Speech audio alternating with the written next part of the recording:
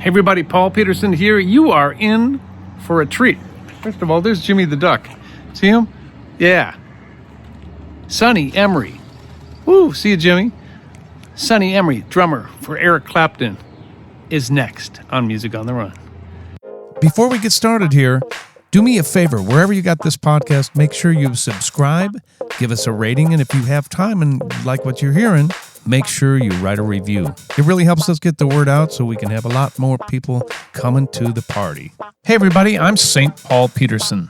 Prince gave me that nickname, and I've been lucky enough to tour with people like the Steve Miller Band, Kenny Loggins, Peter Frampton, Donny Osmond, to name a few. And when I'm not playing music, I love to run. And this is a podcast about how we stay healthy on the road, physically, mentally, and with our families. Welcome to Music on the Run.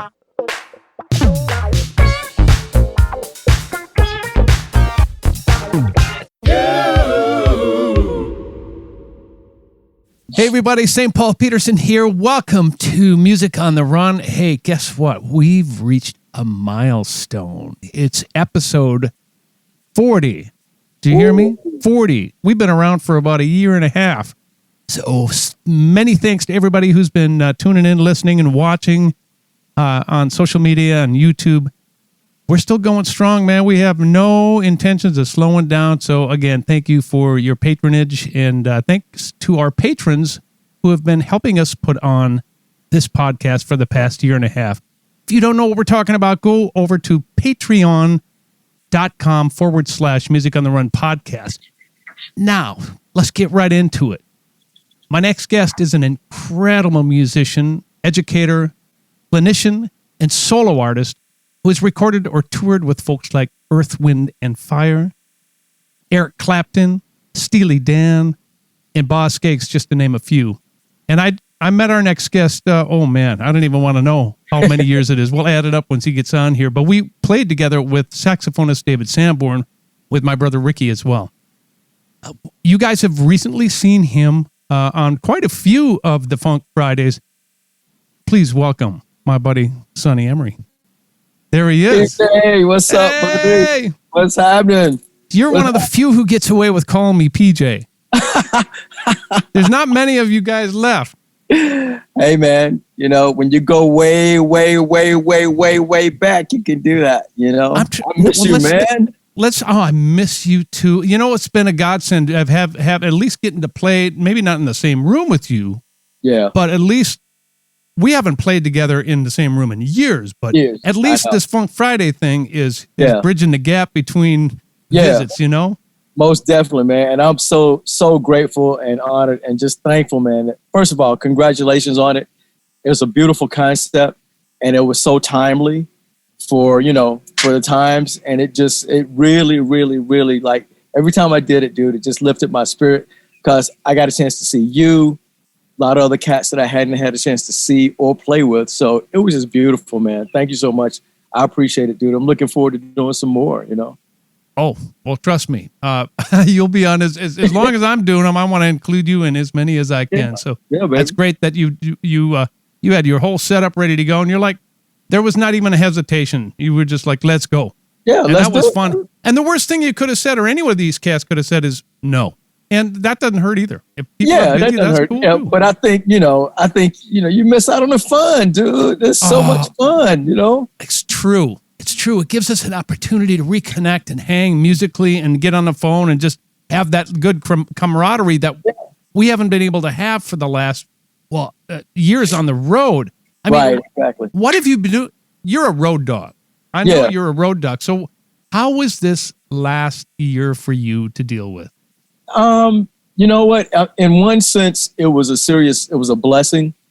You just said it. I'm a road dog, P, and I've been on the road since you and I met. I was on the road, and I've been, doing it. And then, as a career grew, it just got more and more busy, staying out for longer and longer periods of time. So this year was a godsend because, after a while, you just need to get back to what's normal. You know what I mean? Whatever that is. And yeah, exactly. And even though abnormal was normal for you. Yeah, exactly. And so it's like, I've been doing Clapton now for like 3.5 years. We had a whole year stacked up last year. We were supposed to go out, and it all went away right after we did the Ginger Baker tribute. And wow. Which was an incredible evening as well.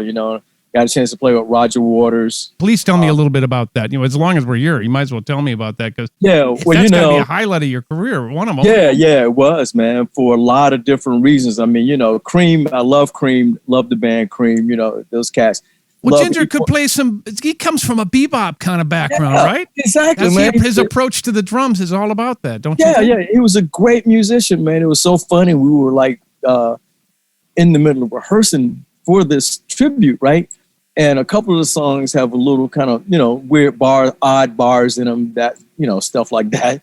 And at one point, Eric looks over at me and goes, "Man, I don't know where Ginger comes up with all this craziness."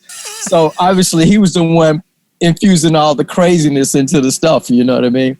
But it was fun, man. I got a chance to play with, Nile was on this thing, Roger Waters, Ronnie Wood, Stephen Winwood. I got to play side by side with Gad, who's my all-time favorite. You know what I mean? See him tomorrow night. Oh yeah. Okay. Yeah. So it was, man, I was just like pinching myself the whole time. I was going, wow, man, this is like great, man. So it was really cool, man. His son Kofi came and played. He's a great drummer. Oh, you know what I mean? Right. Okay. Yeah. And so he did a piece, obviously dedicated to his father and stuff. And hey, man, it was beautiful, man. But the bottom fell out after that, dude. It was like I was just home in the studio. So I thank God that I had the wherewithal to really have my gear and everything already set up, because I was already doing sessions. You know what I mean? And so it just it was a natural progression to just start doing stuff once everybody was shut down. I was just in the hole. Well, isn't it funny? The business has changed so much for session guys like you. Everything has gravitated from going to the studio with cartage guys. For those of you listening, back, I don't even know what, 10, 15 years ago, maybe even more, we used to have guys come to our house, pack up our gear for us, haul it in a semi over to the studio, tear it out of the cases, set it up, and then when we were done with the recording session, they'd bring it all back. Nowadays, we have a setup in our house, and we send tracks back and forth to each other over the internet, and a lot of times there's no studios involved. And you must have been ahead of the curve, man, because you were ready for this, and you were doing this far ahead of the. I've been doing it. I've been doing it a long time. I mean, when I probably been recording, from home probably maybe 10, 15 years. You have? When Pro Tools first emerged, I went ahead and built a room at the house, my old house, and got it all up and running, man. And then we decided we were going to move, and now it was a big hassle too, because you know how it is. It's like once you get it cranking, it feels good. It's like a comfortable pair of shoes, man. You know where everything is, and then I had to tear it all down and start all over again. But I'm happy I did, and it worked out great. So I've been up and running for a long time, man. I've done a lot of projects. I've done projects with Bruce Hornsby from home, a lot of stuff for Bette Midler from home. You know what I mean? And just various and sundry other artists. You know what I mean? So that you're right. That's the way it rolls. I mean, when you and I first met, I was living in LA. That was like in 86, 87. Man, we were hanging hard back in those days. Yeah, we were hanging out with Paul Abdul and Aurora and everybody. Oh, my gosh, yes. And your girlfriend at the time is in my video, Rich Man. You're in my video, Rich Man. AJ, yeah, right, exactly. And you guys got to go check that out. Go find Rich Man on YouTube and the guy playing the drums. Yeah, you still look the same. I don't look so much the same anymore. Yes, you do. You look good, man. Not too bad for an old buck. I saw the video not that long ago, and I cracked up, man. We were just having such a good time, you know what I mean? But what I was gonna say is, back then you were right. It's like I had gear set aside just for the studio that stayed at Drum Paradise. I just call the cats over and go, hey, yo, I got a date at such and such and such. They show up with the gear. I show up, boom, boom, boom, boom. It's done deal. But today it's a totally different game, totally different game. It's kind of a luxury to play in the same room with other guys, isn't it? Yeah. I miss that. I'm really miss that because the cats who really know what they're doing, like yourself and Ricky and the cats who record a lot, there's a vibe there that you can feel that even if you're in a booth, you can feel that vibe. You can feel that connection, you know what I mean? And so I miss that, man. I really miss that, Let alone the hang that ensues before, after, and during. Yeah, right. That's the most important part, actually. The music is just incidental. Yeah, exactly. I mean, if the hang is good, the music's always going to be good. Yeah, of course. What do we have? We got a little cocktail. Cheers. I'll cheers to you. Cheers, baby. My brother. It's so good to see you. Yeah. Where are you, by the way? You grew up and you live in Atlanta? Yeah, I'm in Atlanta. Yeah. I moved back from LA. I've been back now, man, maybe 12 years, 13 years. Wow. Yeah, long time. But it's like, it's like when I was, like you said before last year, man, I was on the road so much. Mm-hmm. I was in LA all the time. I was through Minneapolis a couple of times with Jeff Lorber, man. What? And but you weren't home. You weren't home. Probably not. Ricky, I think you tried to call me and said, where are Peaches? Where are you? Ricky wasn't at home. As a matter of fact, the last time I saw Ricky was here in town with Stevie Nicks. No kidding. I'm going to see him tomorrow night. I'm going to New York for one night for that Love Rocks thing. That's why I'm seeing Gad. Oh, because okay. It's Gad and Pelton. Yeah, okay. And Will Lee and a bunch of guys. Okay. I said, give all those big heads a hug for me when you see them, man. I will. I will. Yeah.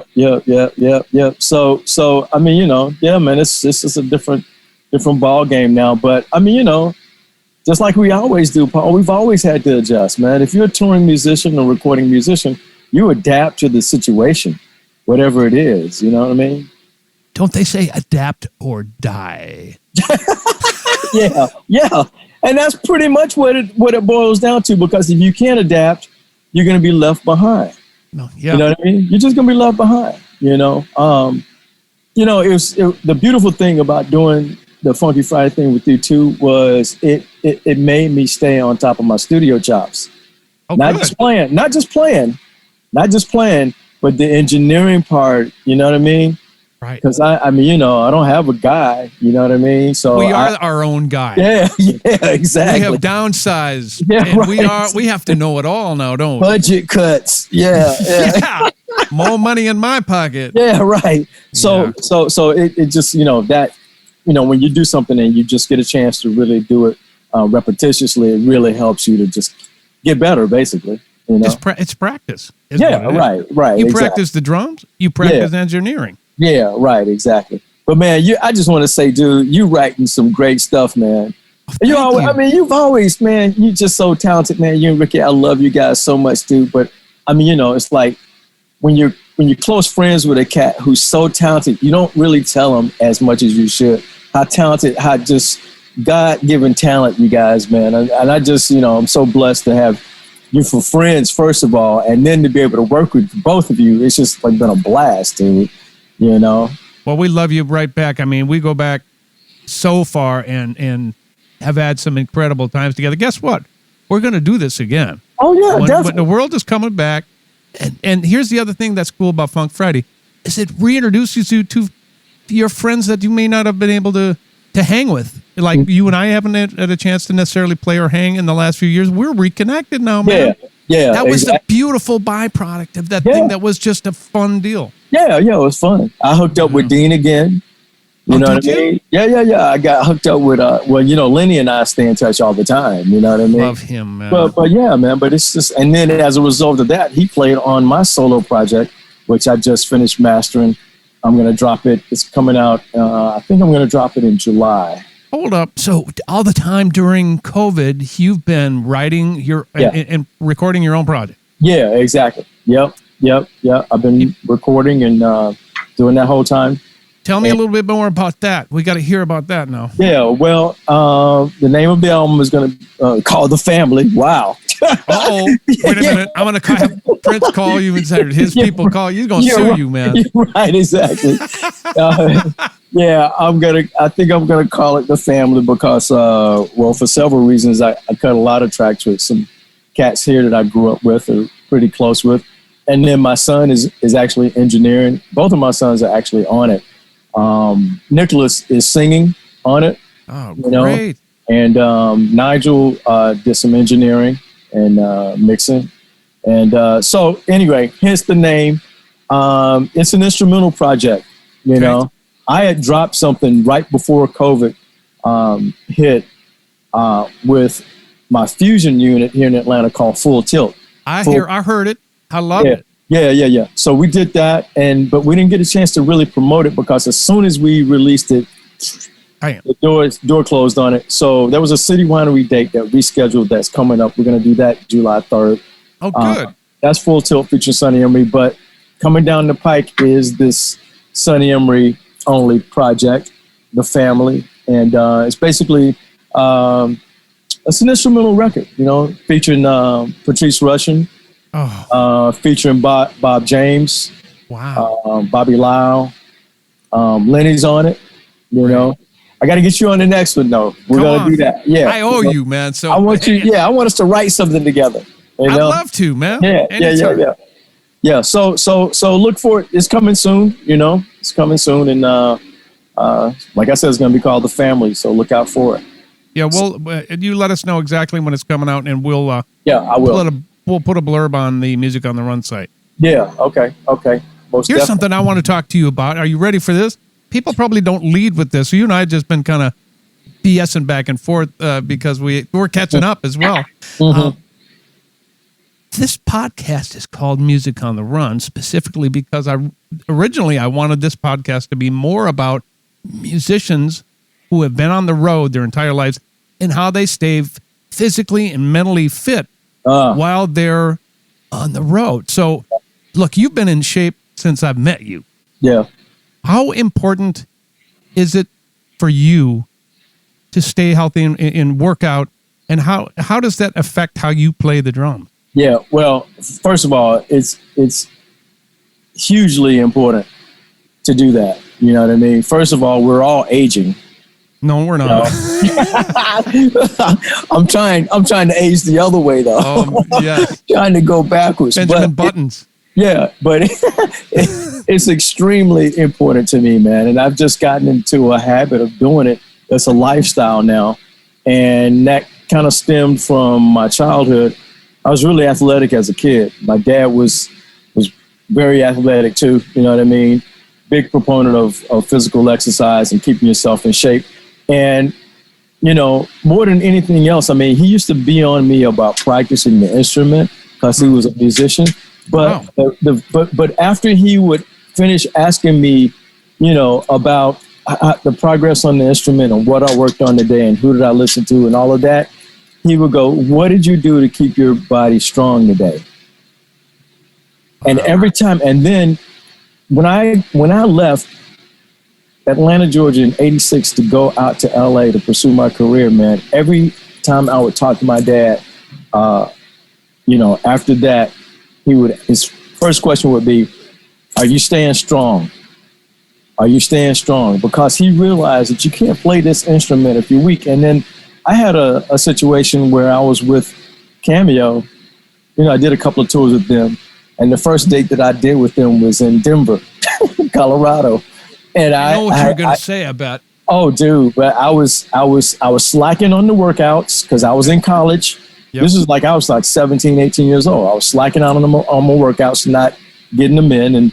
And this date came up, and it was time to go to Denver, man. And literally, I thought I was going to pass out on the drum set, man, because, I mean, you know how it is. Once you hit the stage, the nerves kick in, the adrenaline, all of that kicks in. It may be really hot in there, foggy. I mean, you know, it's just an intense environment. And if you're not in shape, if you can't handle it physically, it'll wipe you out. So I learned a valuable lesson that night. I was like, you know what? No, the workout thing is totally important, man. You know, we forgot to mention that we got to remind people that in Denver, you're at about what, 10,000 feet or something like that? a mile high. Yeah, you can't get any oxygen, and you're on a physical instrument, and you're trying to pass out. Yeah. You made it through the gig, I take it. Yeah, I made it through the gig, but I was like, man, it really, really shook me up. I mean, it shook me to my core where I was like, you know what, if I'm going to play drums on the level that I want to be able to play, I have to keep my body in shape. So I just made another commitment to stay in the gym, stay on the cardio. And I mean, you know, since I've seen you last, I've gotten deeper into like the yoga and meditation trip. Wow. Yeah. Wow. And that's that mental side of what you're just speaking about. That's the other side, you know what I mean? Because you know that I know we like to go party. Maybe just a little bit. Which is cool, which is fine. Well, all I'm trying to do is establish and just trying to maintain some kind of balance. I'm not trying to be Mr. Wait a minute. What's that word again? What? Balance. I don't know that word. I'll have to. You got to look that one up. I've been looking for that word for my entire life. Right. Yeah, I know. And it's, I mean, you know, it's a very elusive concept. It really is. I didn't realize how elusive it was until I started really trying to focus on maintaining it, really maintaining it. Yeah. You know what I mean? Because naturally we just go out. We just go out. You know, just naturally as humans, we just, you know, because you don't want to be so rigid on yourself that you're not having a good time, that you're not living life. You know what I mean? So I figure, hey, look, you know what? If I get up every day and do what I need to do for my body, I can party, I can do what I want to do. You know what I mean? Right. Well, give me an idea of what it is that you do. Let's talk about what you do now at the age you're at, and then how that has changed from what you used to do back when we were kids. I mean, I've been on this current routine that I'm on right now. I'm 58. I turned 59 December 23rd. Okay, but it's coming. It's coming. It's coming fast with no breaks. Yeah. So the current routine that I'm on now is I'll get up in the morning, and I generally do. For me, the day starts with apple cider vinegar, turmeric, lemon juice. All right, do that in some water. Bam. And I get up, and I'm either gonna run, ride my bike, or swim for cardio. So I usually do that, and then I'll do some weights, you know, pair it with that, and that'll be my workout for the day, you know. And then, because I know probably I'm either going to do a session that day or I'm going to sit down and practice. And for me, just playing the drums is physical in and of itself. So I get a workout just playing. So if I know what I'm going to be playing, I don't, kill myself on the workout. I try to save some, but I just try to stay consistent. And then the next day for me will be a yoga routine. I've been into Kundalini yoga for about 25 years now. Whoa. Yeah. I don't even know what that is. Yeah, since I started, I started with Earth, Wind in '87. Yeah, that's when I started. Verdine turned me on to it, man. Verdine and Maurice. You know, it's just a yoga practice, but it detoxifies the body. You know, which is we're gonna have to talk a little bit offline because I can't. First of all, I'm the tightest white man you'll ever meet in your life. I'm also heavily caffeinated, so those are two bad things to start our yoga practice on. I was doing P90X, and I'll tell you the one thing that I would try to always avoid was the yoga workout. But I killed the rest of it. I crushed it. But I was like, yoga, check, please. Check, please. Yeah. But I mean, hey, check it out. It's not for everybody. And the reason why it works for me is because as a drummer, I have to make sure that my back and my legs and arms stay nice and limber. You know what I mean? I mean, I've always tried to, when I play, I'm just trying to be as fluid and as relaxed as possible. That's how that's just how we approach those grooves, trying to make them feel as great as they can feel. Right. So for me, just physically, just to sit on that throne and to play every night, my back needs to be nice and relaxed, and healthy, How has your workout changed from when you were a kid? You just take it a little easier? Or tell me a little bit about that. I'm doing less running now. I was a runner in high school and in college. I was running like, 5-6 miles a day when I was in college, I wasn't doing as much lifting. I was doing a lot more cardio. I was playing a lot too, but I was doing a lot more cardio. My stamina was like way up there. So really the only thing that I've changed is I've backed down on the amount of cardio that I do and the type of cardio. Like right now, like my knees, I suffer from plantar fasciitis, and I love playing tennis. That's like my fallen arches basically. Okay. So if I don't have proper support in my shoes, man, my feet hurt. But I've put my feet through a lot of stress playing tennis because I love tennis. You know what I mean? So I backed off of the running, and that's why I'm doing much more biking and swimming to get that cardio in. Got it. I'm still torturing my knees, although I got to say, my knees are good so far. Yeah. I'm still doing good. I talked to my doctor, and he said, because I asked him, I said, look, Mm-hmm. 60's around the corner. Am I supposed to ease up on running? He said, no. Yeah. Does it hurt? I went, no. He went, no. You're fine. Yeah. What about, am I going to hurt later on when I'm 80? He went, no. No, yeah. So we'll find out. You have to, but I mean, as long as you're good, you're good. Like I still run from time to time. I haven't completely quit. Right. I just can't pound it the way I used to. And I used to run solely on concrete all the time. So I have a treadmill. And I run most of the time now. I'm on a treadmill. I'll run occasionally outside, but most of it is on a treadmill, you know? Yeah. So you're pretty much doing the same thing that you did, just modifying a little bit. Yeah. And I go through phases with the lifting. Sometimes I'll say, okay, 3 weeks, I want to put on like 3 or 4 pounds. So I go in hard in the gym. I lift heavy. And I only do that when I'm off the road because I don't want to feel tight on the stage. Yeah, you know what I mean? Yeah. So I only hit those periods when I'm away from touring, but pretty much just the same consistent routine. As long as I've learned that consistency is better than just trying to, work out for like 8 hours a day. It's not gonna happen. One strong hour, focused hour of cardio and whatever you're gonna do to keep your muscles in tune, we'll do it. When we talk later, I'm gonna turn you on to this yoga practice because here's the thing: when you detoxify the body that way, it automatically enhances your cardio. Really? Yeah, because I feel it. Because as soon as I started doing it, when I would get on my bike or I would go run or play tennis, I would just be on fire, dude. Really? Yeah. Well, I would like that. Yeah. And I really felt it. Like I started when I was with Earth, Wind & Fire, that was like in 87. Maybe like, I would say after 2 weeks of doing this routine, man, we would do a routine before we hit the stage and it would just be like somebody just lit a fire under me, man. I just had so much energy. You know what I mean? So Verdine and Maurice White from Earth, Wind & Fire turned you on to this practice. Yeah. Yep.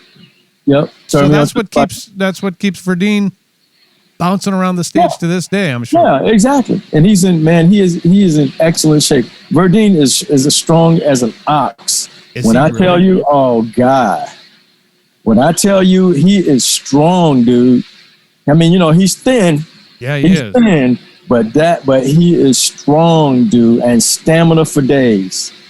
He's one of my idols. Yeah.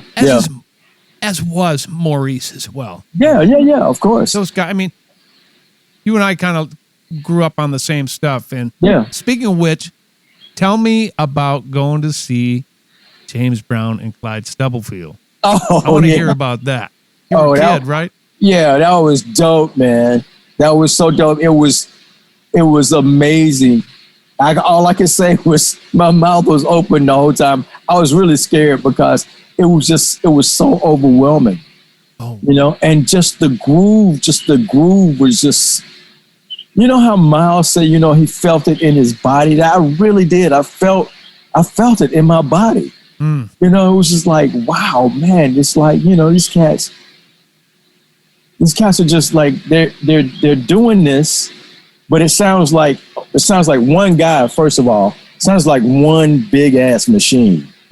You know what I mean? And it was just overwhelming, man. I was like, man, I want to be able to play like that.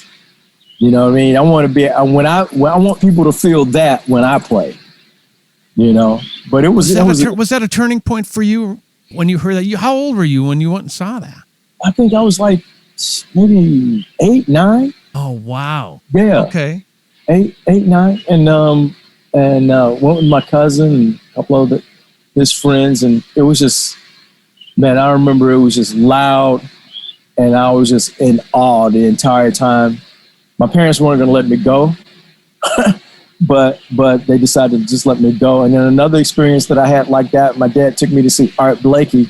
Oh, and Jazz Messenger. And Paul, he got a chair and pushed the chair right up against the stage. The stage is right here, right? I'm looking up. I'm right up under Art Blakey, dude. I'm right up under him. My dad made me sit there the entire show. You were either in heaven or you were having a panic attack. Yeah, right, exactly. Or combo platter. Yeah, but those are two experiences as a child that I remember where the music was just it was surreal. You know, now I know how to describe it. I didn't know how to describe it then, but it was surreal. Both experiences were surreal, man, because it's like, you know, you sit up under masters, you see masters at work like that. You know, it doesn't really hit you until later. Do you think that was one of the things that got into your soul that made you decide that you were indeed going to do this music thing for a living? Yeah, I think by then, by 8 or 9 years old, I was totally in love with playing the drums since I started, man. You know, and I toyed around with, you know, as every kid does. Oh, I want to be an astronaut. I want to be an architect. I want to be this. I never stopped playing drums. Never stopped playing drums. I started focusing on really the career of playing music as a drummer when I started focusing on the session cats. Okay. You know what I mean? The early 70s, all the cats doing sessions then all the way up, you know what I mean, through those heavy session periods where, you know, Gad was on everything. Chick, Jay Graydon, Al Jarreau, Patty, Quincy, that whole camp, the whole Quest Records camp, you know, all of those, you know, and you know, Maurice coming out of that whole Memphis thing too, paying attention to all of that stuff. I was like, man, these cats are making a great living playing music, dude, recording music, you know what I mean? But I also knew that, you know, okay, in order to be a first call studio cat, you got to be on top of your game. Right. Because there's a lot of competition. Let me ask you this, because you're one of the few cats I know that went to college.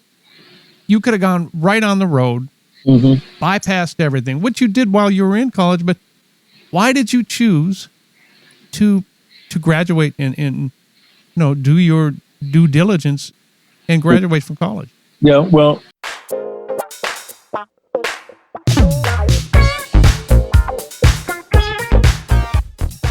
we're going to take a little break from the interview right now because I want to tell you about a couple of really cool things. First of all, we're having so much fun with our weekly 1-minute funk jams called Funk Friday. We've had so many world-class musicians on Funk Friday, including members of the Steve Miller Band, Fleetwood Mac, Daryl Hall and John Oates, Earth, Wind & Fire, just to name a few. You can check that out on all of our social media, but you can also see it on our YouTube channel. I also want to take this opportunity to thank all of our members who have supported us on Patreon. Don't know what Patreon is? Go to www.patreon.com/Music on the Run podcast, and there you'll get all sorts of information on how you can financially help us produce this podcast. There are all kinds of incentives listed there on the website, and there are many different levels on how you can become involved. We could not put on this podcast without our patrons. All right, let's get back to the interview. Do your due diligence and graduate from college. Yeah, well, first of all, both of my parents were educators. Ah. All right. So and so was my aunt, so was my uncle. So I was surrounded by educators, people who value completing your education. Plus, I knew that what I was going to garner from school was just going to add to what I was getting in the club every night. You know what I mean? Because I was already planning clubs with my dad, you know. But my dad was big on, look, you know, I want you to be well-rounded. You need to be able to read anything they put in front of you. You need to be at ease with it. You know what I mean? And you need to be able to, like, you know, play some piano. You need to know some theory. You know what I mean? So it made me a better musician. You know, I had a couple opportunities to leave school, one of which was with Lou Rawls. Wow. He heard me play. Yeah. He heard me play, man, and he went to my dad. He was like, I'd like to take him out on the road with me if I could. You know, and my dad, I mean, I knew what the answer was going to be. But our parents that way, man. We do the same stuff to our kids too. No. Yeah, right. That ain't happening. He didn't say no right away, though. He took the card. He said, we'll call you. We'll let you know. And well, I mean, it was Lou Rawls after all. Yeah, exactly. And he followed through. He called back. He called my pops back and everything, man. And but my dad wouldn't let me go. He wouldn't let me do it, you know. And then when the Cameo situation came up, that was a situation where I had to beg my folks to let me do it. You know what I mean? They did. I was in summer school that same summer that we went to Denver, and I fell on my face. Yeah. And I was trying to do summer school and be in Cameo, which was. How do you do that? I couldn't. That was the only quarter that I actually flunked. I made a D and an F because I'm sitting on the tour bus, PJ, trying to do classical theory homework, and it's like babe after babe after babe running to the back lounge and all. Oh, it was off the chain, dude. Oh, it was crazy. Man. It was crazy. It was crazy, man. So that's when I learned myself. I said, okay, you know what? I got to just finish this school thing, man. And then I can get on to that. You know what I mean? So luckily after the Cameo thing, I only had maybe another year or so, my senior year. So I knocked it out, you know.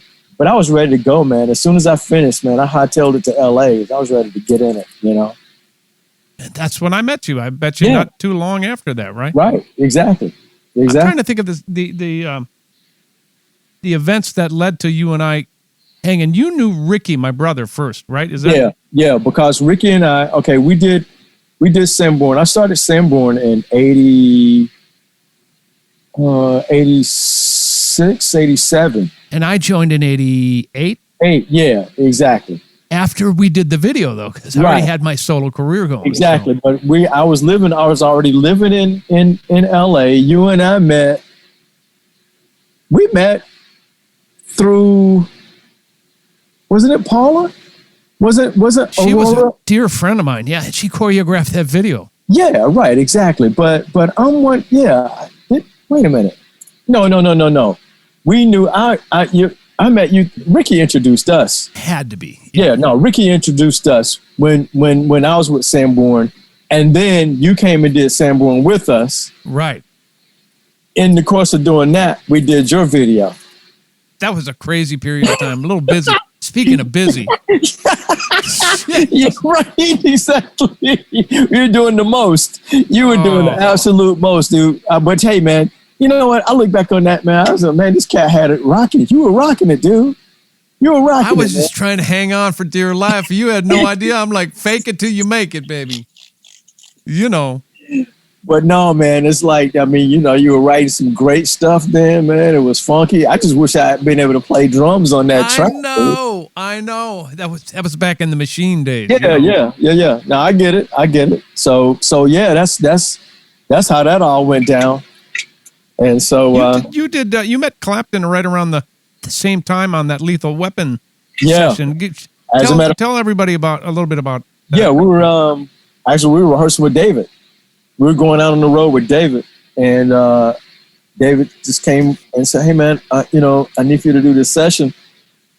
or BB, one of them came and said, David wants you to do this session. So I was, okay, cool. So I show up, I go to the studio, I walk in and Eric is sitting on the couch. I had no idea he was on the date. Right. Wow. Yeah. Whoa. Yeah. I would have been freaked out, man. Yeah, After all, it is Eric Clapton. Dude, I was quiet as a mouse. I didn't say, I spoke to him, but I didn't say anything, because Michael Kamen was there. Oh, yeah, I remember him, sure. Yeah. Michael Kamen was there, David. And I remember that night they had hired Tom, Barney. They had hired Tom. And the cues that we were doing, I thought we were going to be tracking with everybody. So I got really nervous when I saw Eric, because I was like, oh, shit, I'm playing with Eric.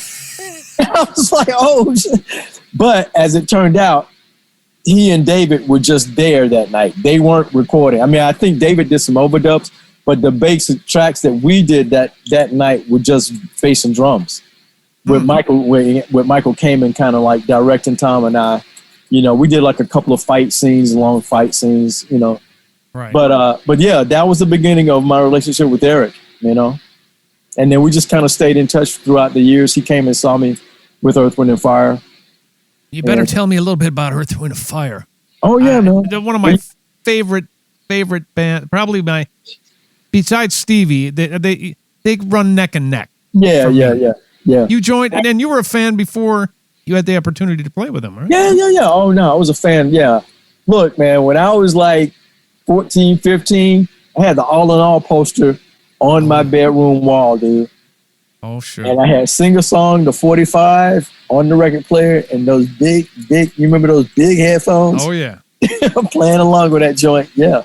So, no, I was a huge Earth, Wind & Fire fan, man. How did that happen? How did you get the call? I was living in L.A., and I was on the road with David when it actually happened. I was out with Ricky. You may have been out with us at that time, too. Yeah. Who knows? Yeah, you may have been. I forget exactly what let's see. It had to have been, it was in 87. It was the summer of 87. So maybe that was just before. Oh, no, that was just before you got in. Because I think you came in the next year, right? I think I did. Yeah. But anyway, we're on the road, and I call home to get which is LA. I called home to get my messages, because back then we had the answering service, the little machine that took messages for you, right? And Sam Sims was my roommate. Yeah. What a great player. Give him my love if you speak to him. I will. He's my roommate. And so I call him, get my messages. And like leading up to that time, man, we were always kidding with each other. He'd call home and I'd go, hey, man, Quincy called. Or I'd go, hey, man, Michael Jackson called. Or he'd do me the same way. He'd go, hey, man, Quincy called looking for you, man. So we kept right, exactly. We kept messing with each other. So I call home to get my messages, and he goes, hey, man, Philip Bailey called and left you a message. I was like, yeah, right, man, sure. Yeah. He's like, no, I'm serious. I was like, are you kidding me? He's like, no, I'm serious. And he played me the message, Pete. He played me the message over the phone just so I would believe. I was like, oh. He said, okay, here's the number. So he wrote Philip's number down. He gave me the number. I called Philip, and just, really casually, Philip was like, hey, man, we were just wondering if you'd like to join Earth, Wind & Fire. Maurice and I were talking, and we were just wondering if you'd like to, join Earth, Wind & Fire. And I was like, oh yeah. No, I would not. What a call, man. Yeah. It changed everything, didn't it? Yeah, it did. It changed everything. But you know what? I was really lucky and blessed, man, because it was funny because the schedule worked out so that David's thing kind of like was happening in the gaps of the Earth, Wind & Fire thing. So I was able to kind of do both things for a minute. Yeah, exactly. You were juggling. Yeah, exactly. Isn't that beautiful when that works out? Yeah, I love that. I love that, baby. Because you never get stale on one thing. You get an opportunity to go back and play maybe a different kind of R&B or whatever, jazz. Right, exactly. Then go back and play with your heroes. I mean, what a career you've had. I mean, days, Sonny. Do you ever sit back and go, wow. Do you ever take stock in that and just go, man, I'm so blessed? No, I know how blessed I've been, man. You know what I mean? It's been just truly a blessing, man. You know what I mean? But I thank God for it. I thank God for the great people that I've met that He's put in my path. The lovely people, you know what I mean? Great musicians, man. But I just, you know, I'm still hungry, man. I'm still enjoying it. I'm still looking for new stuff to do. I'm trying to grow as a producer, trying to grow as a songwriter, you know what I mean? So I'm just still reaching, dude, you know? I think when you stop reaching, that's the end. Well, you know, as Don Elias used to say, put your best suit on and lay down. Oh, we had some good times with him, didn't we? Oh, dude. He used to say that, dude. He used to take me out with that one, boy. Put your best suit on and lay down, boy. Between your brother and Don Elias, man, I have had some of the most memorable days of my life. I bet you have, because I have too with those two knuckleheads, and you for that. Yeah, matter. right. Exactly.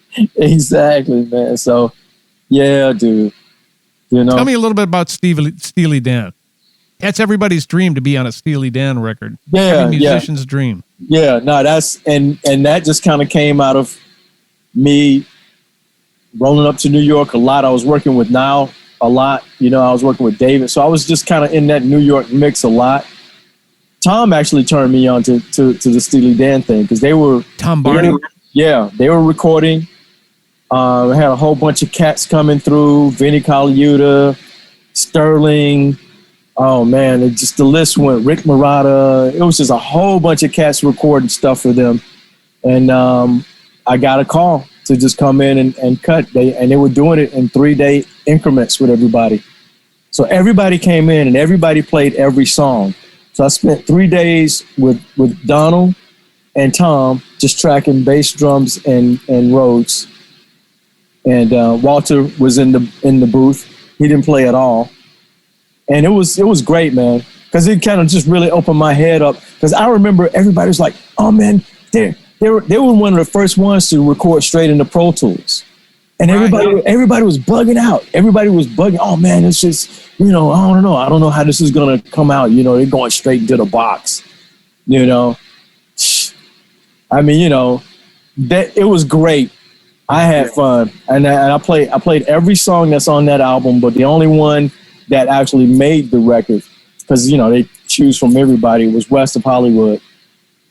And you won a Grammy. They got Album of the Year. Yep. Record of the Year. Sure did. Yep. So I was like, yeah. I was sweating though, man, because I didn't even know if I had made it. You know, it was just like you just cut the tracks and you sit around and wait until it comes out. And then the day it came out, I went to Tower Records and I ran in there frantically, got it.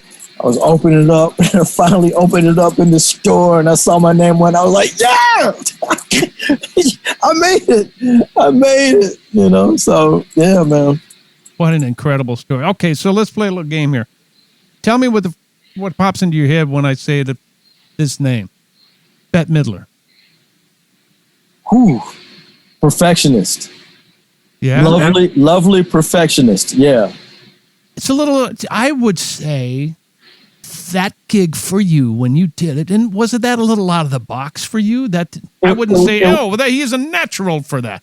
No, because my elementary, high school, and some of my college days, I did a lot of that type of work growing up in Atlanta. I went to a performing arts high school where I played for a whole bunch of Broadway productions. I did Leonard Bernstein's Mass. You know what I mean? So I did West Side Story. So I have played a lot of that Broadway stuff. So it was second nature to me. You know what I mean?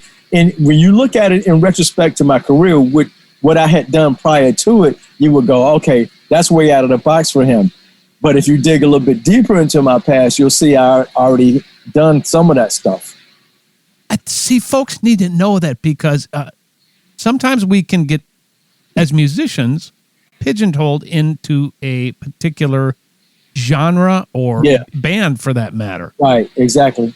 And we, you know, you and I grew up playing bebop, funk, country, right, show tunes. I mean, everything. All of it. And people, you know, people can occasionally, have you ever been accused of, he's selling out or he doesn't really play that authentically? I think First of all, have you been accused of that ever? Yeah, of course I have. Of Okay, course. Good. Yeah, I figured as much because so have I. Yeah. And then I think that's the dumbest thing I've ever Yeah, heard. of course it is. But I don't care because I wear the title of musician. Hello. Not rock musician, not funk musician, not R&B musician, not Broadway musician. That's a broad range of music. I mean, you know, it's like, and in our era, when you grow up and you study the instrument so that you can make music, not just so you can make a specific type of music. Right. You know what I mean? So agree. Yeah. So, I mean, you know, the best. And then, you know, it's like once I got kind of really going with that, after I got the first couple of bet tours under my belt, I was like, you know what? This is good, man. This is good because it shatters that fucking box. You know what I mean? Of, okay, well, he can only do this. Right. He's only this kind of drummer. He's only this kind. No. So then I started purposely just kind of like, you know, I would just take stuff, man. You know what I mean? Really just take stuff. I mean, just try to play as much different music as I possibly could. You know? It's good for your head, too. Yeah, of course. It's good for you to keep learning and exactly being authentic and being musical. Right, exactly. All of it. So it's like, you know, that was a part of the whole growing process for me. And we're great friends today, man. She's a mentor and a half to me, man. Oh, she's great. She's so wise. PJ, she used to send word to me in the dressing room. Have Sonny. Sonny's going to fly with me on the private tonight. And I go, boom, jump in the car with her, hop on the private jet, head to the next city. Boom, boom. I'm sorry to hear that. Oh, but you know what? And I asked her about it. It came down to a point where, you know, she started to really respect the craft because, you know, she's a pure artist, dude. And when she sees somebody who has put in the kind of time she put in, you know, it's a respect thing. It's like when I look at you, dude. It's like you didn't just get to where you are. You know what I mean? You developed your talent, man. You're able to fucking write because you developed it. You know what I mean? So that, you know, when a true artist sees that, their hats come off. You know what I mean? The respect is there. And that's kind of where it is with us. It's a mutual thing. I have tons of respect for her. I've learned a whole lot about the business. Right. You know what I mean? Yep. So, I mean, you know, that's been cool. Way cool. Last name for you, Eric Clapton. Tell me about your experiences with him. Man, okay. He's the most generous. Well, I'm not going to say the most. He is a very generous man. And when I say that, I mean, he's very humble, very easy to get along with. And creatively gives me a ton of room to be me inside of his music. You know what I mean? He's never, you know, Eric can call anybody to play drums for him, man. You know what I mean? And I respect that. And all the cats that came before me, they've all been giants. And I thought about that. That was the only thing that freaked me out when I got the call. I was like, my goodness, I'm stepping into some big ass shoes. Yeah. But you belong there, Sonny. Well, you belong there. Well, thanks, buddy. I mean, I've owned it. You know what I mean? I've owned it since then. It's like, you know, you grow up seeing all of these cats and you just admire so much what they do and what they've been able to accomplish. You know, to even think that I would one day be on the stage with Steve Gadd, you know what I mean? It's just amazing to me, man, you know? But that's just kind of God just putting me where he wants me to be, man. And that's where it comes from, you know? Isn't that the truth, man? Well, you belong there, like I said. I mean, your ability and your musicality creates these situations for people to think of you in that light. And they go, who should we call? And they go, well, Sonny's a ridiculous motherfucker. Why don't we just call him? Son, no. What do we call son? Yeah. Oh no. Yeah. So that's so great. I got to tell you, man, it's been fun to watch your career, and it's been fun being the little bro going, yeah, Earth, Wind and Fire, yes, Hornsby, yes, Fiddler, yes, Clapton, yes. So I've been back here rooting for you. I should have been a bit more vocal to you, but man, it's been incredible to see that. Well, thank you, buddy. I appreciate it. You know, I love you, Paul, man. Always have, always will, dude. And just, you know, I'm rooting for you too, man, because you deserve everything that's coming, dog. You know what I mean? We're not done yet, like you said. No, we are not done. Not done yet. You know? Are you still teaching? I do occasionally. I have a YouTube channel. So check out Sonny Emory's YouTube channel. I got a whole gang of instructional stuff on YouTube. I've just been kind of doing it that way because it's a lot easier for me. I'm going to move this for a minute. My battery is about to die and I need to plug up. So, all right, we're almost done. Okay, I got 5%. We're going to be done before that. You might as well plug in. Okay, let me plug in right. I need 10%. Okay. You need 10%. I need 10%. I need 10%. Hold tight. I'm going to just change locations and grab my thing. Grab my thing. Grab your thing. Grab my thing. You got to grab your thing, yeah. Oh, now you went away and the bad internet is here. Grab my.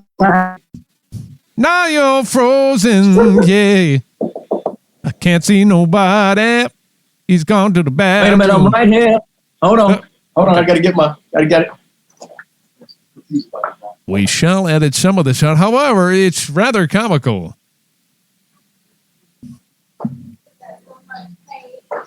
Trailers for sale or rent. Do be do.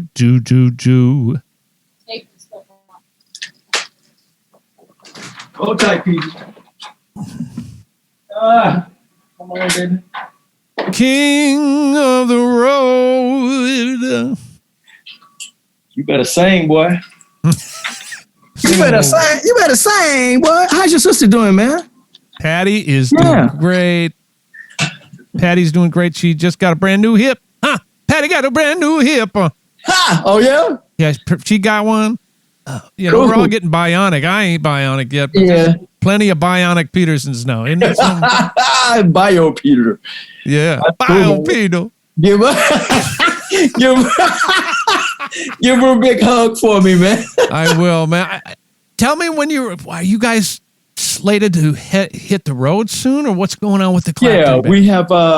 we have a tour supposedly in September. Nice. That's going to be actually announced here pretty soon, I'm thinking. So, I mean, it just depends on the COVID thing, but I think it's coming for sure, you know. What keeps you excited about staying in the music business? The fact that there's so much that I still have to learn. And I just, and now that I've always enjoyed the recording process, but now I'm producing and writing a lot more. I'm really enjoying the entire process from start to finish. You know what I mean? Like come up with a germ of an idea, you know what I mean? And then getting the tracks cranking, you know, getting them to the point where they feel really good, you know what I mean? And then start sweetening them, and then the whole production process. I love it, you know. You froze. Yeah. Am I back? There you are. I got you. Am now. I back? I got you now. But you were just saying that you love the whole production process. Yeah, I just love the whole process. I love the whole process, you know. And I think you and I and cats of our generation, we need to keep doing it so that the younger cats can really learn how it used to be done. I mean, you know what I'm saying? It's like we bridge that gap between the digital divide and the analog world. You know what I mean? So, you know, we're kind of like the glue. True. With that generational glue between that future thing and the past, you know? So here's what I want you to do. Give some advice to save some kids some heartache and hardship that are just coming up in the business. Man, what would you say to these guys to not only inspire, but maybe save them a little headaches along the way? The first thing I would say is honor all of your commitments, large and small. You know, I've seen a lot of cats miss out on great situations because they bailed on a situation that in their mind was not as significant as the one that they thought that they were going to get. But you have to keep in mind that every time you do that, your reputation suffers. So your reputation precedes you. That is so true in this business, man. True. People talk. You know, as a matter of fact, the funny thing is when Eric was looking for me this last Bruce Hornsby, you know. You want to say that last part again? My advice is, hey man, just honor. Now I said, as a matter of fact, when Eric was looking for me this last period, he called Bruce Hornsby. Oh wow! Yeah, because I was working with Bruce a lot. Right. Yeah. So it's all about reputation. Yeah. So people talk. You know what I mean? Good and bad, right? People talk good and bad. Yeah, let's have them talking good about you. Yeah. Good and bad. So if you're one of these cats that's spreading bitterness and you're hard to work with and it's unprofessional, man, you that's going to spread. People are going to know that about you before you even show up to play. And a lot of times you can be the baddest player in the world, man, but if you're not going to show up on time, what good is that do anybody? True. You know what I mean? So honor your commitments. I've been in several situations where I've had to go, you know what? I've already told such and such that I was going to do their gig, so I'm going to have to pass on that, even though that was paying more money. Right. Good advice, man. Yeah. Dude, before I let you go, first of all, I want to tell you how much I love you and the family loves you. Yeah. And thanks for taking time. And it's really important to share your story and inspire the next generation coming up and the people who run to this podcast. They want to hear the inner workings of the music business, especially with someone like you, man, that's so well respected. Remind us again when your record's coming out. We're aiming for late June. So we're going to do a serious, social media blast. So you'll know specifically. So look for us like mid to late June. And you'll be all over social media, Sonny Emory and SonnyEmoryMusic.com. Yep, that's right. And also check out the YouTube channel, Sonny Emory on YouTube. Right. Well, we will be looking all over for you, man. I can't wait till we play together in the same room. Yeah, baby. We'll do it. Keep it up, buddy. Proud of you. Thank you. And you, man. It's so fun to watch your career. That's it.